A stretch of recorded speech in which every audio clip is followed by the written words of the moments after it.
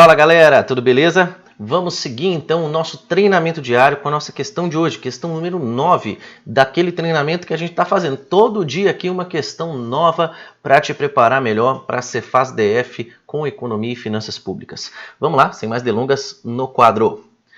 Considerando a demanda do consumidor e a classificação dos bens, julgue o item. Boa!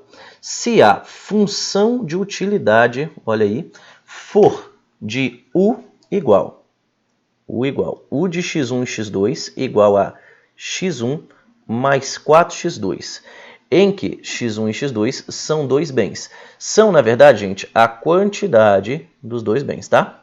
A quantidade dos dois bens. Não ficou muito claro no item, mas a ideia é essa aqui, tá? Então, os bens são complementares. Gente, vamos para o julgamento simples na questão, tá? U de x1 e x2 é igual a x1 mais 4x2. Gente, pensa comigo assim, ó. Qual é o grau que tem aqui, ó? Qual é o expoente que tem no x1 e no x2? Você concorda comigo que é um expoente 1? Ou seja, essa função aqui, ó, U de x1, x2 igual a x1 mais 4x2, aqui você vai ter que lembrar da matemática, tá? É uma função do primeiro grau. Concorda comigo? E por ser uma função do primeiro grau, gente, você tem que lembrar do seguinte. A função do primeiro grau, ela sempre tem um gráfico em forma de reta. Lembra disso? Em forma de reta. Beleza? Guarda no coração isso. Muito importante. Um gráfico em forma de reta. Então, se você for desenhar, por exemplo, o gráfico de uma função de utilidade dessa forma aí, x1 mais 4x2, com certeza você vai ter uma curva de indiferença, tá? As funções de utilidade, elas representam curvas de indiferença, tá? Nesse caso, lineares, ou seja, no formato de reta, beleza?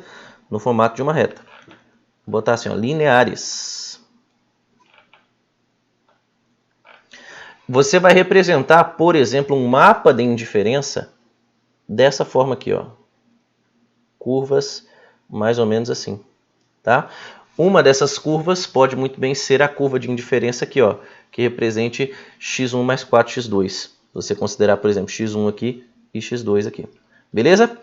Essa que é a ideia. Gente, curvas de indiferença lineares nesse formato aqui de reta, elas são curvas que representam bens substitutos perfeitos, tá?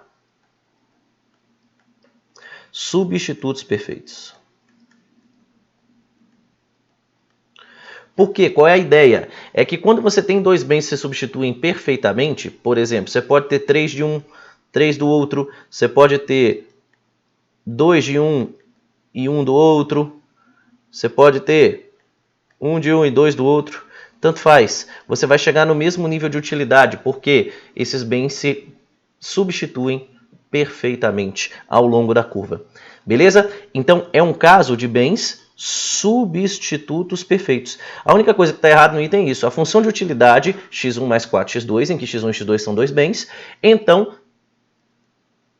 os bens são complementares? Não, os bens são substitutos. E mais, substitutos perfeitos. Tá bom?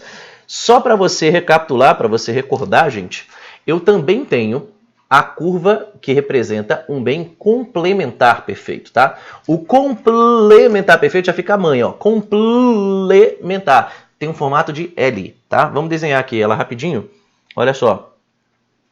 Deixa eu só fazer aqui, só para contrastar, só para a gente poder, de repente, mostrar a diferença entre as duas, tá? Se você tivesse x1 e x2, dois bens complementares perfeitos, seria mais ou menos assim, ó. Vamos focar aqui na tela, ó. x1 e x2, tá? Você teria mais ou menos uma curva assim, ó, no formato de L. Tá?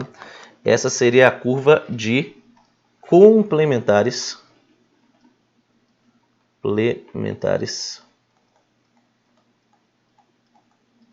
perfeitos.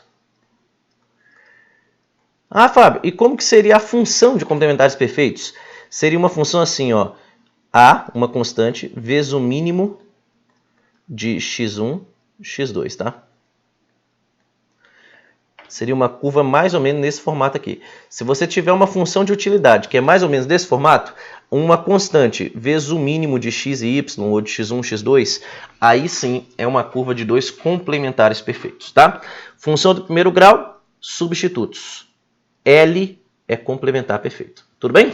Então, dessa forma, o item fica totalmente errado e a gente encerra por aqui a nossa questão do dia, tá bom? Espero que você tenha gostado, que você tenha curtido. Dá uma curtida aí no canal também e continua acompanhando a gente. Amanhã tem mais. Valeu, um abraço!